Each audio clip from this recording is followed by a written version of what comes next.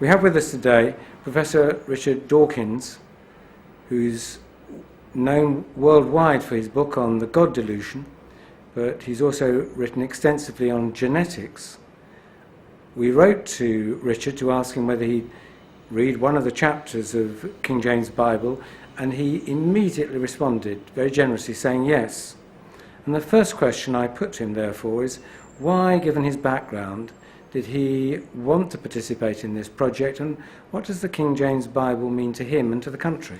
You can't appreciate English literature unless you know something about the Greek gods.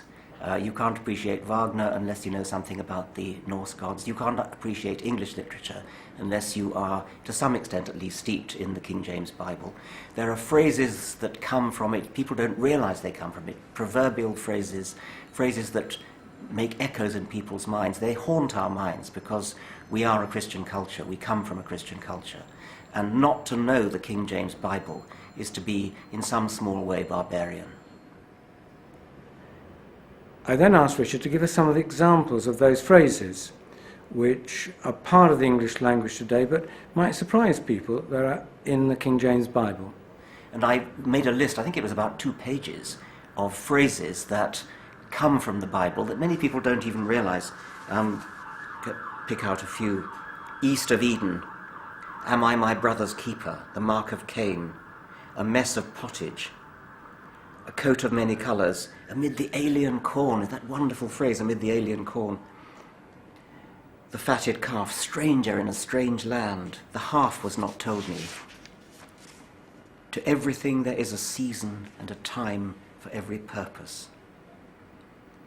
Many waters cannot quench love. Beat their swords into plowshares. It just goes on and on and on, weeping and gnashing of teeth, the Gadarene swine, new wine in old bottles. Shake off the dust of your feet. Seeds falling upon stony ground. These are phrases that people use all the time, and you can't get your ear in for English unless you know the literature from which this comes, the King James Bible. Any other advice to us as a trust trying to open windows onto the world rather than close them?